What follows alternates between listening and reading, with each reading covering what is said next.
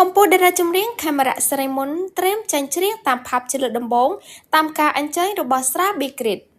ច្រើនឆ្នាំក្នុងសិល្បៈ កំពូលតារាចម្រៀងខេមរៈ សិរីមន្ត មិនធ្លាប់មានវត្តមាននៅក្នុងការច្រៀងតាមផាប់នានាឡើយ ដែលឡែកថ្មីនេះស្រាប់តែមានការប្រកាសថាកំពូលតារាចម្រៀងខេមរៈ សិរីមន្ត នឹងមានវត្តមានច្រៀងនិងសម្ដែងនៅក្នុងផាប់ជាង50កន្លែងដែលមានការគាំទ្រពីស្រាប៊ីគ្រីតដើម្បីសុប្រែងអ្នកគាំទ្រ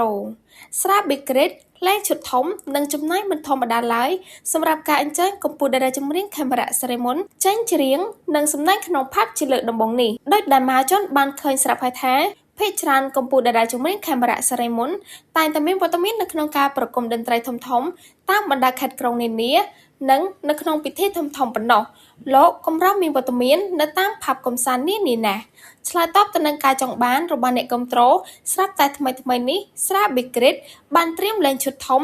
និងចំណាយមិនធម្មតាទេដោយបានអញ្ជើញកំពូលតារាចម្រៀងខេមរៈ សិរីមន្ត ច្រៀងតាមផាប់ធំជាង50កន្លែងជុំវិញខេត្តក្រុងគ្រាន់តែដឹងដំណឹងថាកំពូលតារាចម្រៀងខេមរៈ សិរីមន្ត ត្រៀមនឹងមានវត្តមាននៅក្នុងផាប់តាមការអញ្ជើញរបស់ស្រាប៊ីគ្រីតបានធ្វើឲ្យអ្នកគាំទ្រជាច្រើនសម្ដែងនឹងការត្រេកអរក៏ដូចជារងចាំមើលថាតើ idol របស់ពួកគេលេចមុខជាលើកដំបូងនៅទីណា បើចង់ជួបផ្ទាល់ជាមួយកំពូលតារាចម្រៀងខេមរៈ សិរីមន្ត ឬ idol របស់បងប្អូនកុំភ្លេចចូលរួមជាមួយស្រាប៊ីគ្រីតទាំងអស់គ្នាដើម្បីទទួលបានភាពសប្បាយរីករាយនិងបានរួមលេងកម្សាន្តជុំគ្នាសប្បាយៗ